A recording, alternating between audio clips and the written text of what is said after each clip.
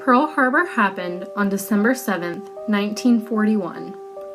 The 32nd President of the United States, Franklin D. Roosevelt, describes it as a day which will live in infamy.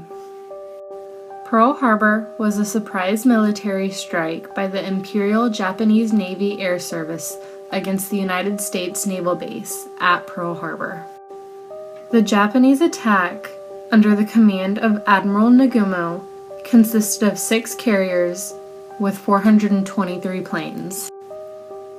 On Sunday, December 7th, 1941, at 6 o'clock a.m., the first attack wave of 183 Japanese planes takes off from the carriers located 230 miles north of Oahu and heads for the U.S. Pacific Fleet at Pearl Harbor. At 7:02 a.m., 2 Army operators at Oahu's Northern Shore radar station detected the Japanese air attack approaching and contacted a junior officer who disregards the reports, thinking that they are American B-7 planes which are expected in from the U.S. West Coast. At 7:15 a.m., a second attack wave of 167 planes takes off from the Japanese carriers and heads for Pearl Harbor. At 7:53 a.m., the first Japanese assault wave commenced the attack with Flight Commander Mitsuo Fuchida sounding the battle cry, "Tora, Tora, Tora," which means tiger, tiger, tiger. The Americans were taken completely by surprise. The first attack wave targets airfields and battleships. The second wave targets other ships and shipyard facilities. The air raids last until 9:45 a.m.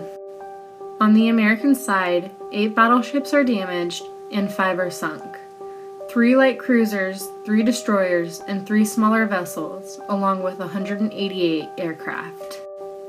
Casualties include 2,335 servicemen and 68 civilians.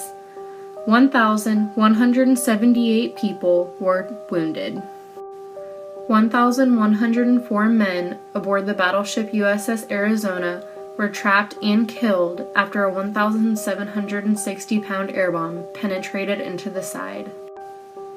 On Monday, December 8, 1941, the United States declares war on Japan.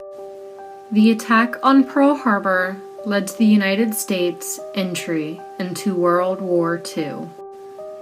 At the site of Pearl Harbor, above the sunken USS Arizona, is a Pearl Harbor Memorial, where you can still see oil leaking from the Arizona battleship.